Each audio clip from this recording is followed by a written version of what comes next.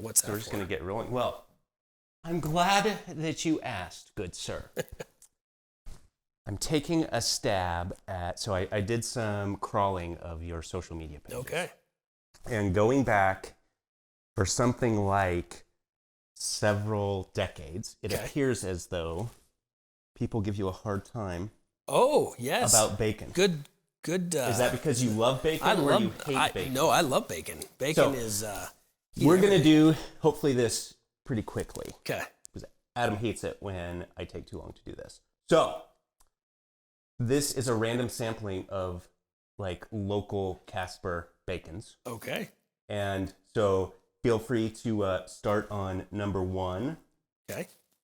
And we're going to binary each time we go. Was 1 or 2 better? Just work our way down to a favorite. Well, that's good. Okay. Good saltiness to it. The next one's peppered, it looks like. That's... Yep. Smoky. Okay. Next up. Good mouthfeel. I like it. I'm actually going to say 1 on that one. 1 on that one. 1's the favorite I thought for it was now. going to be 2.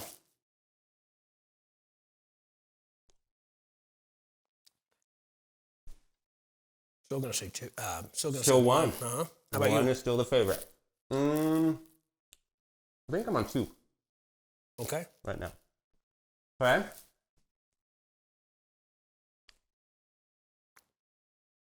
Now, this is a treat. So, Yeah, do you actually love bacon? I do love bacon. I saw all sorts of posts that were like extra double stacked bacon sandwiches, and people would post them to your timeline saying, "Hey, I saw this and thought of you." My favorite kind of salad is just bacon, right? Just bacon by itself. Yeah. I'm still going to go with 1, actually. Okay, 1's still the winner, and the last option. Okay. That's unique. It is. Was it enough to dethrone number 1? I don't think so. You know, number 1 is that really traditional, it seemed like, style of bacon. All So right. is it It's a got a little jalapeno? jalapeno. Yeah. That's great. Okay, so list was number 1 is actually Grant Street's. Okay. 2 and 3 were Frank's. Okay. 4 and 5 were Bradis. All right.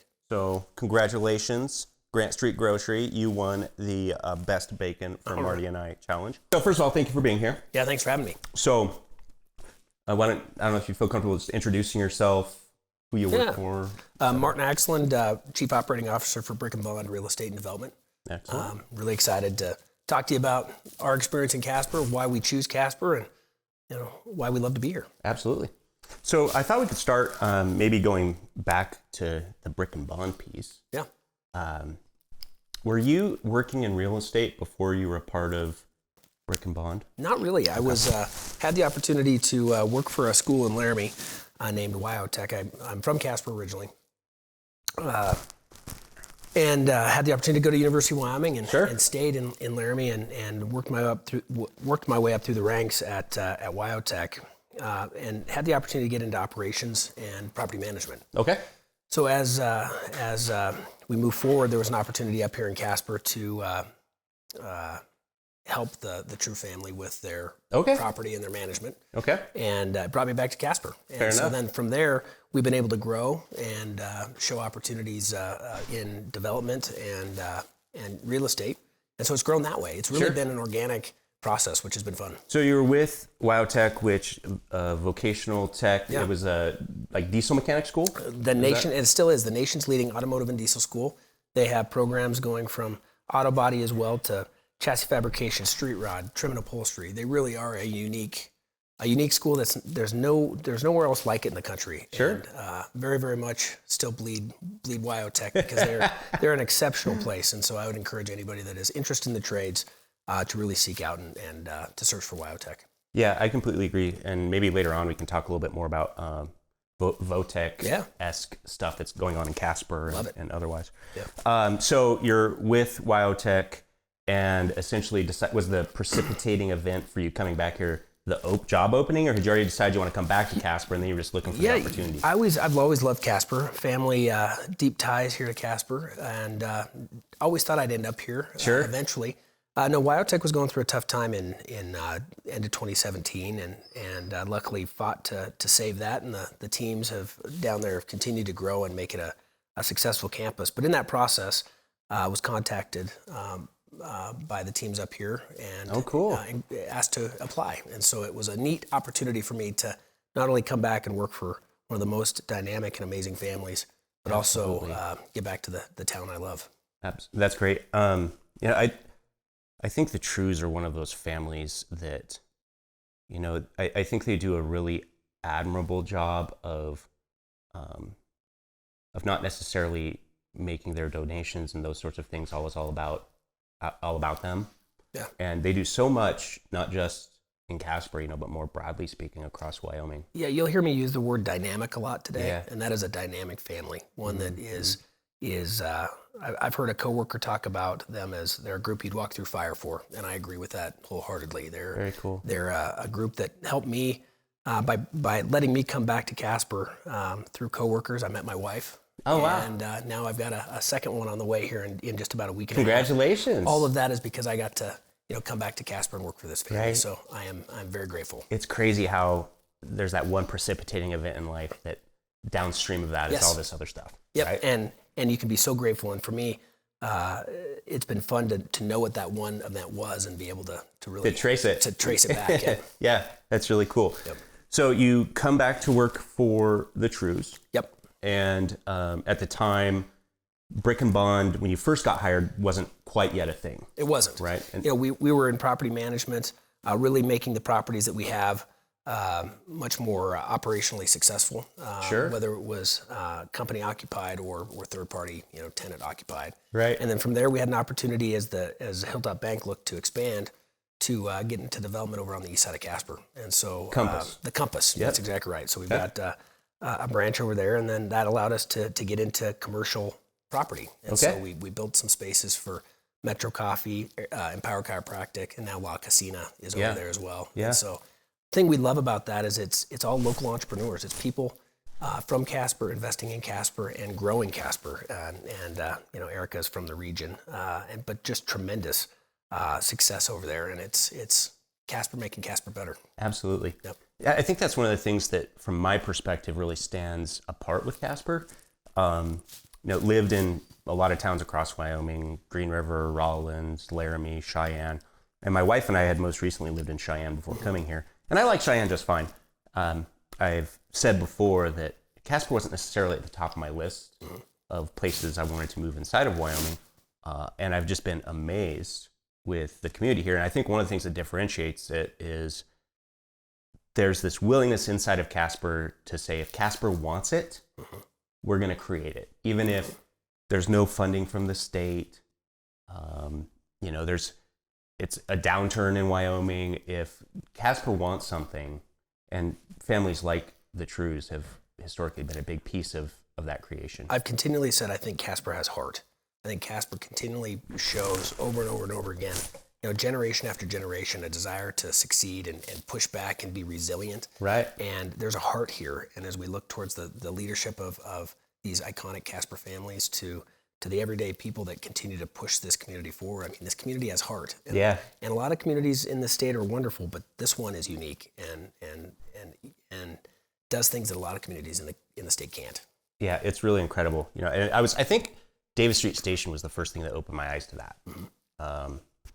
Here was this concept for, hey, we're going to be having a party for this eclipse. Yeah. And why don't we have a great downtown central meeting spot? And when that wasn't something that was possible to just do with the state, it became this kind of clarion call for not just some of the historically large families, but average Joes as well, chipping in and participation with the city as well. Yeah, look what it's done for our downtown. Yeah. Look what it's done for life and vibrancy. And it's that first big domino to bring back the heart of downtown in a way that we hadn't seen in decades. Yeah, our lifetimes even. Yeah, I mean, the mall opened up. We saw a lot of the big box retailers go east. And downtown lost a lot of life in the early 80s. And in 2017, we start to see that come back. Absolutely. Yeah. Tell me about how downtown developed for you guys. So my recollection, which could be completely wrong, my perception of what happened was maybe the True family was the financial backer for a group of people who are working on kind of the Nolan-esque project, what's now called the Nolan, and then in that process kind of really took charge downtown. Yeah. Both the Nolan, kind of that entire block right around David Street Station. Yeah, the organization and the family really has a love for this community, and understands that the downtown and the heart of our community needs to be strong for the rest of it to be, continue to be resilient. And if we can have a strong downtown, it radiates out. Mm-hmm. And so as we had an opportunity to be involved in the Nolan project downtown, and we were involved from the beginning, it was really about how do we put an emphasis back into the heart of this community. David Street Station had already happened. How do we grow and how do we add life? And from that, the goal is how do we make this community somewhere our kids are going to want to either stay or come back to? Right. We lose our greatest resource is also the thing that we lose the most of, and that's our youth. How do we keep them here? How do we want them to come back and be proud of this community?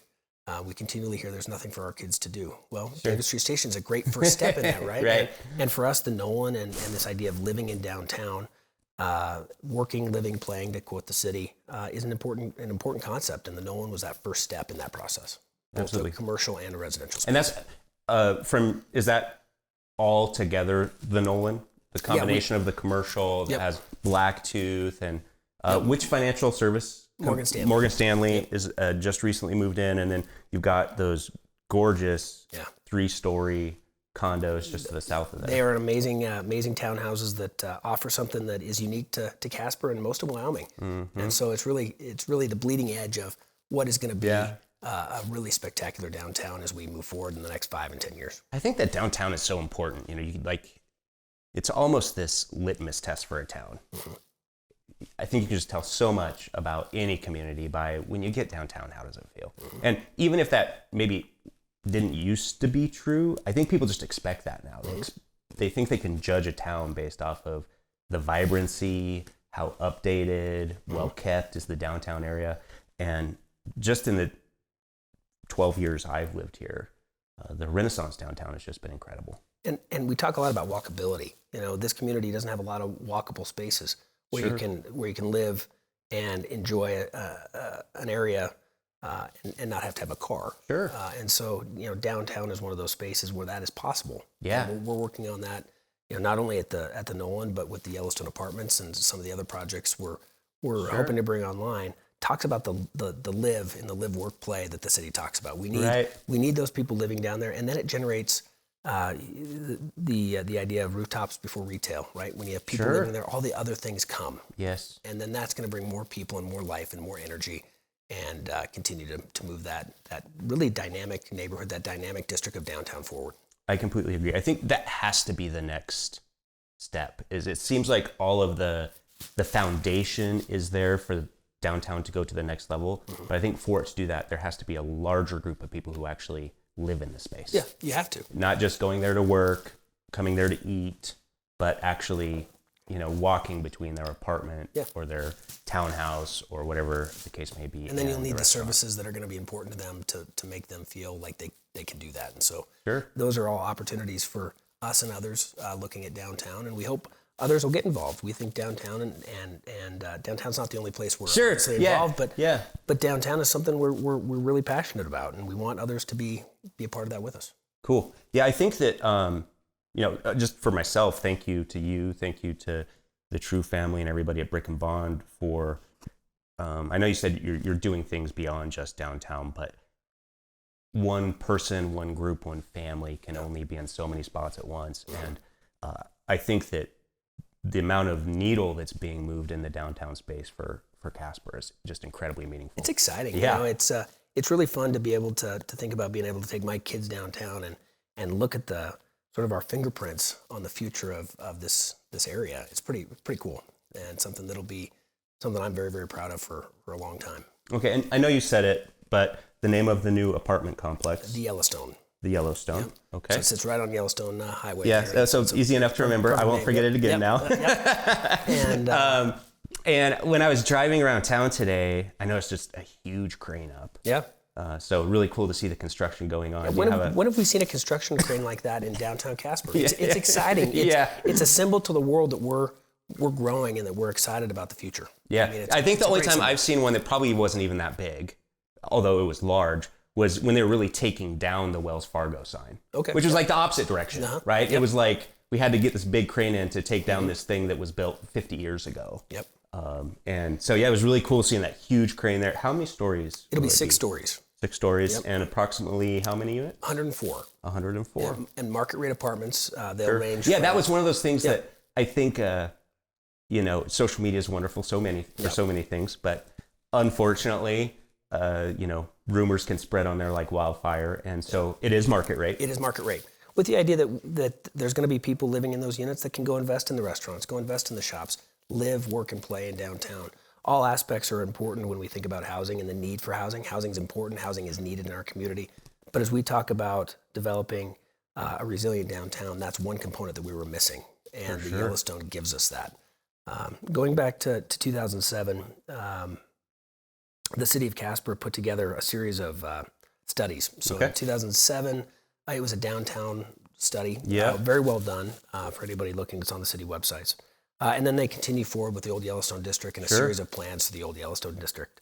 And in that 2007 plan, the city talks about the need for 300 market rate apartments in downtown, sort of bookending at that point in downtown.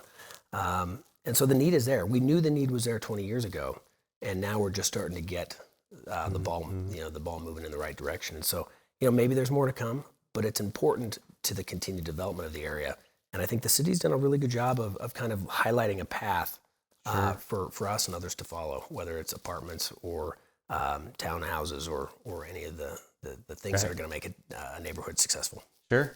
So when I think about, and I don't know, obviously, all of your holdings downtown, but, I've at least observed on places like GeoSmart is, poking around downtown. Yeah.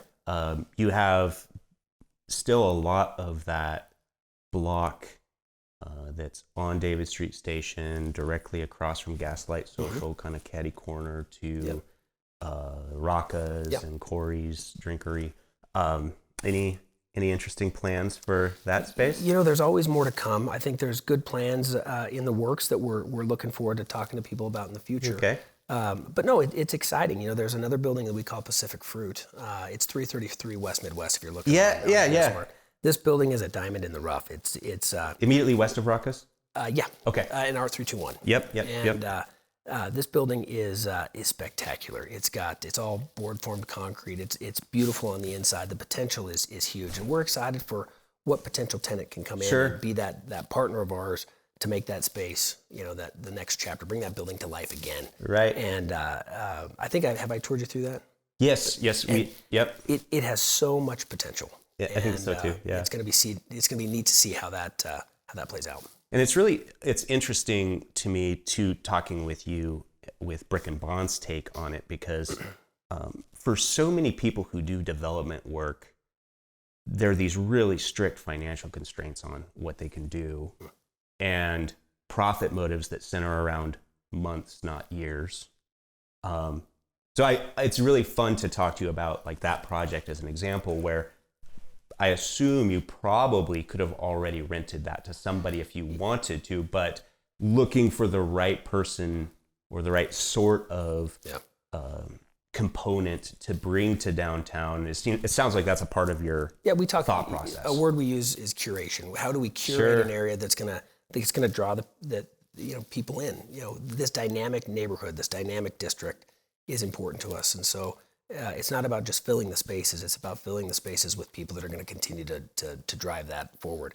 Like I mentioned, the Compass over on the east side is Casper entrepreneurs. That's important to us. Sure. So how do we find people that are going to continue to push that forward? If you're talking to the folks at La Casina who are doing a tremendous job, they're entrepreneurs. They're focused on doing amazing things and growing their business.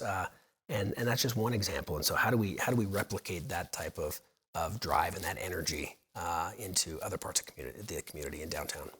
Absolutely. Well, I really look forward to seeing how that entire area blossoms over the course of the next decade. Yeah, the last decade's been pretty incredible. It's going to be fun, and excited to share the experiences down there with you and your family and everyone hopefully in the community, because there's a lot more to come. Sure. All right. Well, speaking of community. Yeah. Segue maybe off of the brick and bond and development piece as much. So you're originally from Casper. Yep. We come back to Casper for job. Yep. And tell me about what made you want to come back to Casper. Yeah, it is. I've been having fun thinking about this in preparation for today, but this is a community. It's family. This place is somewhere that you've got long and ties to, right? For me at least. And I'm proud to be from Casper. I'm proud to have my kids raised in Casper. You start thinking about a community where a handshake matters, a state where a handshake matters, but in a community where people are focused on that hard work, that growth of the community, that entrepreneurial spirit. Yeah. Where your kids can still feel safe when they go outside. Sure. And again, we talk a lot about education. Obviously, I've got a little bit of history in education. It's so important. We've got great education here in Casper. Right. My wife is a public school teacher, and I'm very proud of her and what she does as well. So it's amazing a community like ours because of what it has to offer, not just because it's home, but because it's a unique place. And I assume it's the same stuff that keeps you then. Yeah, so if the question is that, why does somebody stay in Casper? It's those same things as the sense of community. Exactly right. Why would you choose Casper? If you're coming in from the outside, because we talk a lot about how do we drive people in? How do we bring people into this community and make them want to stay? It's going to be we need the jobs, right? We need the housing. Those are things that are going to be a necessity. But we need the retail. Right. We need the amenities. We need places for them to go and things to experience, right? Sure. And those are all things that Casper has to offer. You can be on the mountain quick. You can be at the lakes or the river very quickly. Right. And then, things like the Lyric, projects like that. It takes us back down to downtown, but that is a dynamic project that is going to bring so much life into downtown. It's that state-of-the-art performing arts center.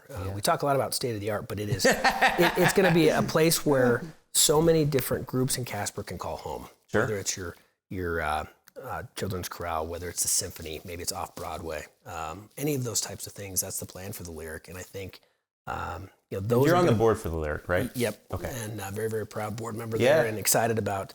Riding for the brand. That's exactly right. But again, what are those things that are going to attract and retain either our own people or new people into our community? And things like the Lyric add to that. And so I think those are important. Yeah, I was just having the same, a very similar conversation with somebody else in the past couple of weeks where we started talking about Wyoming Sports Ranch, and I was a little uncertain that was going to be worth the investment, right? Isn't it spectacular? It's incredible. Yeah. And how it's performed is absolutely incredible. And we don't want to overuse state of the art, but so much happens in Casper that is, whether it's the sports ranch. I remember I have a close friend who was a athletic trainer at UW. And when we first built the new NC field house and he came in, toured it, he was like, "You got better facilities than the University of Wyoming." It's amazing. We have those here. Yeah, we have it here. And with Sports Ranch, I'm glad I kind of had to eat some intellectual crow around. I kind of thought, I don't know, is this going to be something that we're going to have to keep putting money into to keep it going? And oh man, like a rookie. I'm so glad it wasn't me. Like a rookie. Well, let me just silence this real quickly. You should answer. Yeah, right. She would not appreciate that. So yeah, the sports ranch. When I found out that those initial numbers, like the first weekend tournament they had, which was their first weekend open, was a volleyball team or a volleyball tournament from a promoter out of Florida, was bringing in teams from the East Coast and the West Coast.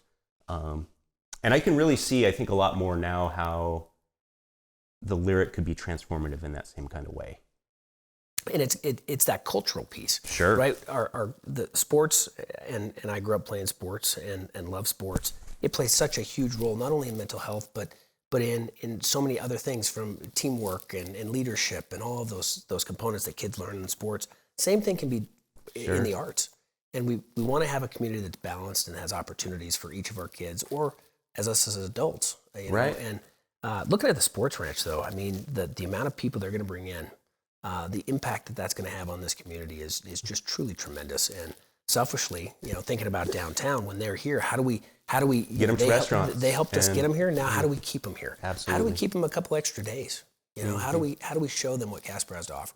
Have you met the new CEO for Visit Casper yet, or executive director? I'm not sure what I have. Pitts. Yep. Yeah. She and I were having the same discussion, right, about how do we make their time through become more of a long weekend when they're already here? Yep. Right? Whether it's for a sporting event or on their way to Yellowstone or whatever the case may be. Yep. How do we really draw those people here and show them what Casper has to offer? It was amazing. I was talking to someone that's a leader in the community here recently, and they came through Casper they were driving through.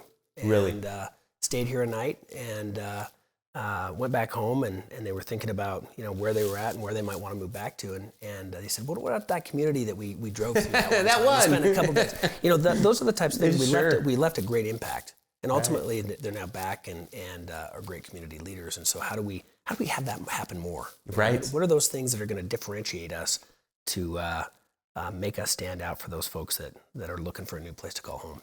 Were you pretty involved in the arts yourself? What was your impetus to getting more involved with the Lyric? I think there's just a love for downtown. Sure. I think there's a desire to continue to move the needle forward. But yeah, as I've grown up, love music.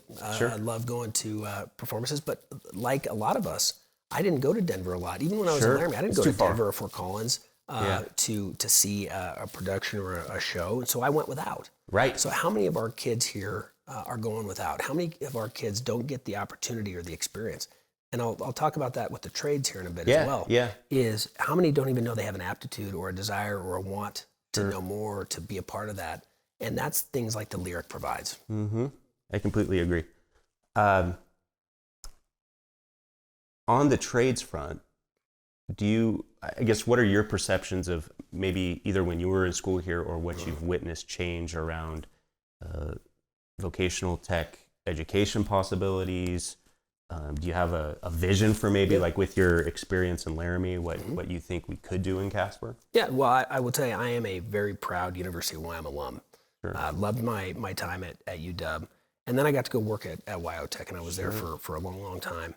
And I'll tell you, the experience is much different. The type of care that goes into taking care of a student, and it's a much shorter window, right? The student at UW is there for 4 years. Right. Student at WyoTech, 9 months to a year. More intensive. But it's 8 hours a day, 8 hours and 28 minutes a day. It is nonstop learning, and then it's getting them out and getting them to work. What I realized is intelligence comes in a lot of different ways. Yeah. I don't have that same mechanical intelligence that our students had. A lot of your students had. And so it was like magic watching them, right? These kids, in some cases, were told that they couldn't do anything else, right? That they went to tech school because four-year school wasn't right for them, that they weren't able to do a four-year school. And then they get into WyoTech, from my experience, and they're dealing with applied sciences. So they're still dealing with the physics. They're dealing with really important electrical principles, when they're doing any aspects of the electrical side of the vehicles or the trucks, all the paint and the chemistry that goes into auto body. Right. And these kids are just as smart. It's just a different kind of intelligence. It's this mechanical intelligence that is, I think, sometimes underappreciated in our communities across the country. And so we've seen the trades, over the course of a couple decades, really take a back seat to four-year schools. But we're seeing employment rates being very high. We're seeing what might be considered blue-collar jobs being paid white-collar wages because they're in need.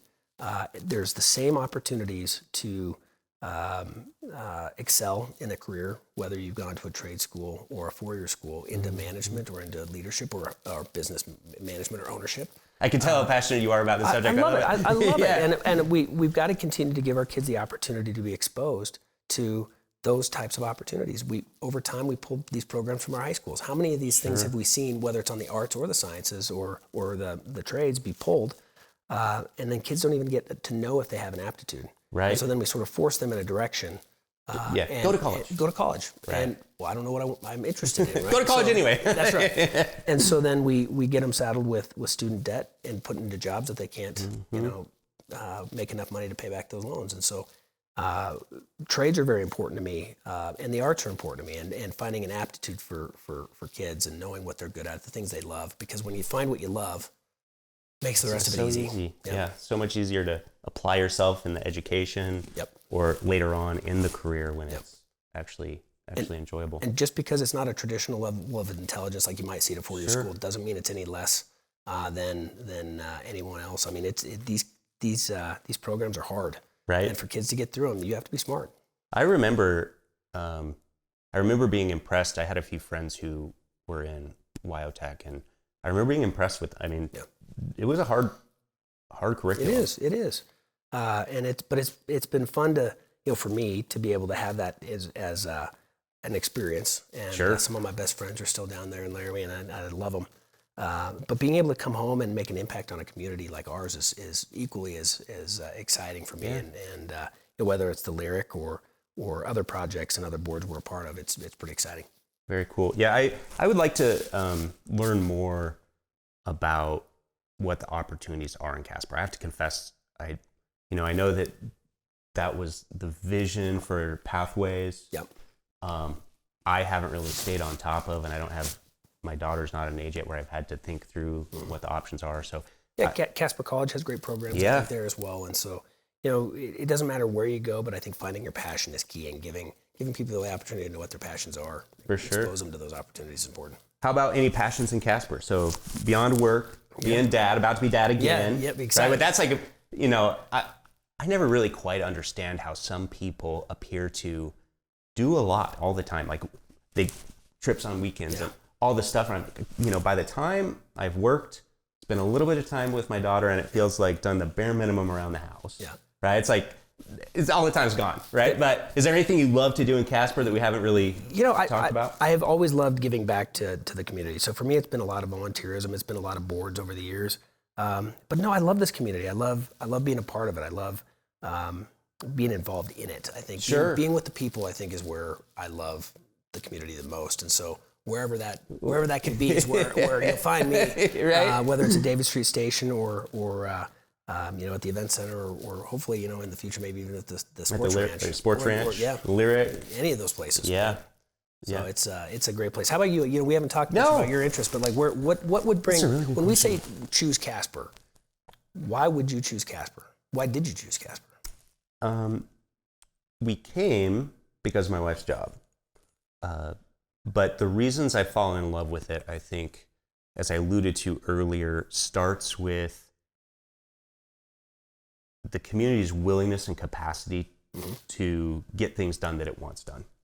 So that was one of the first things that I noticed.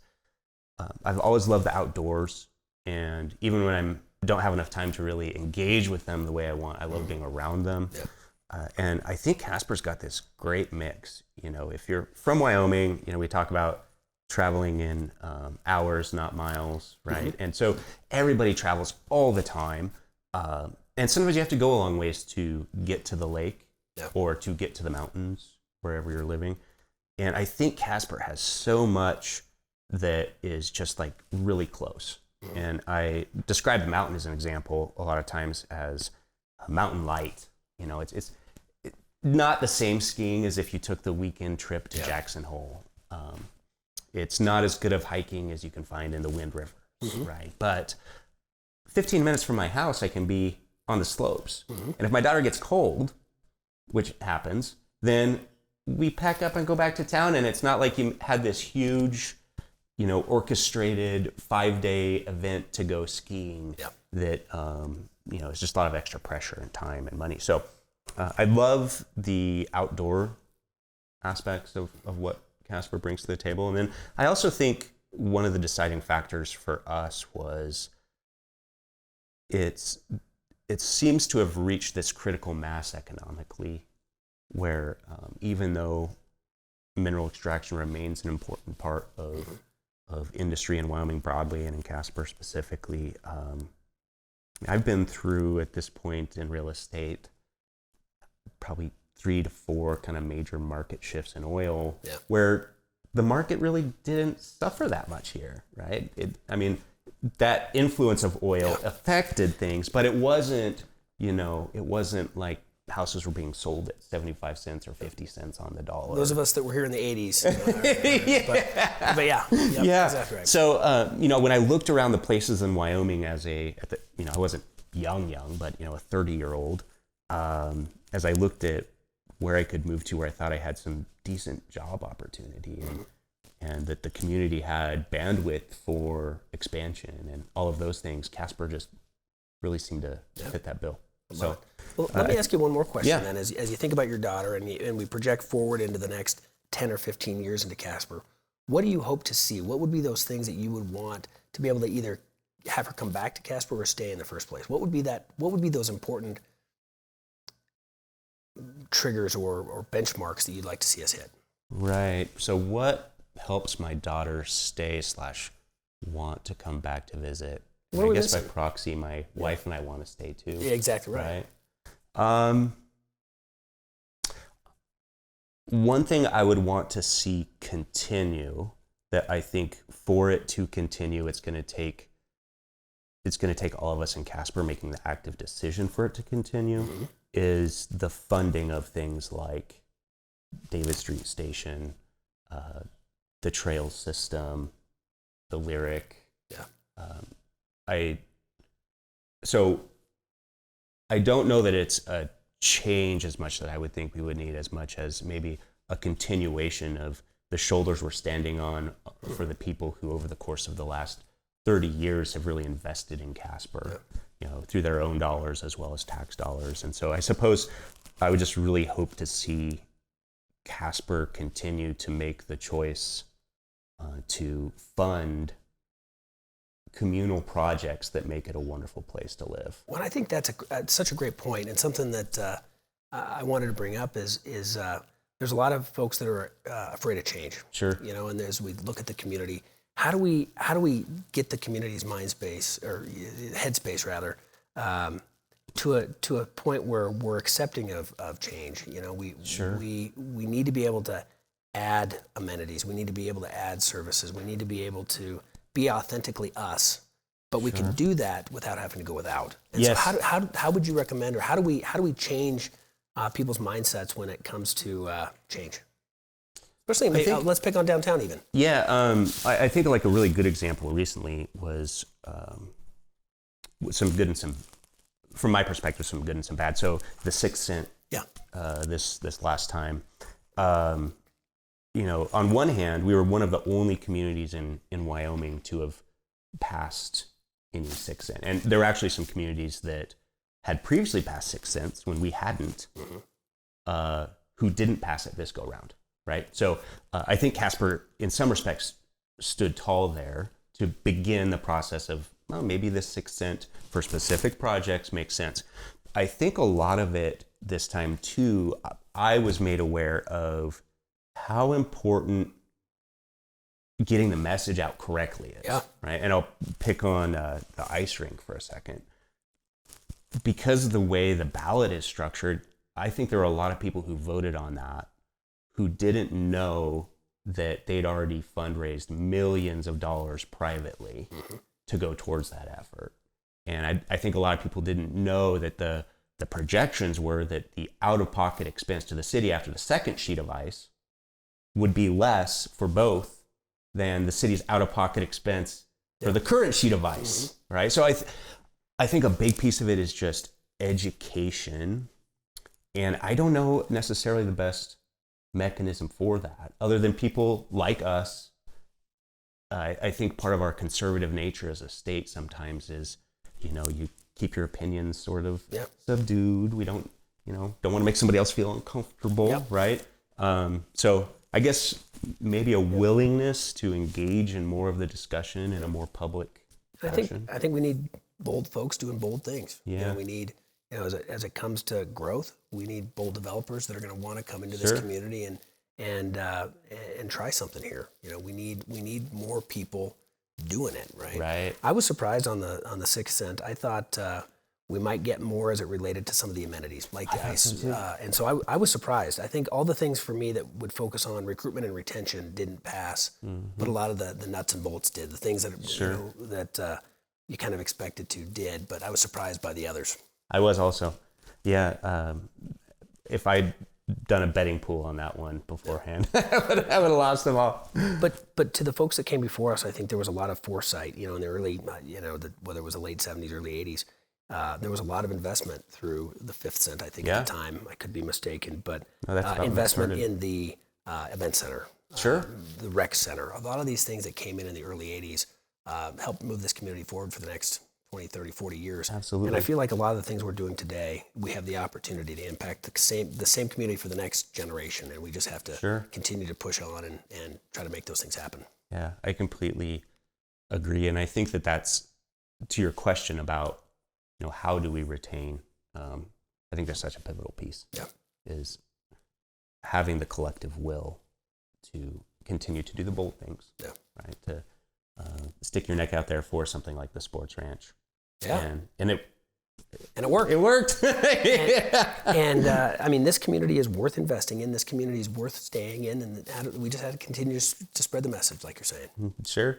Well, I'll think some more about your question too, because maybe I haven't thought enough from that lens of, what would keep my daughter here, but it's a really valuable question.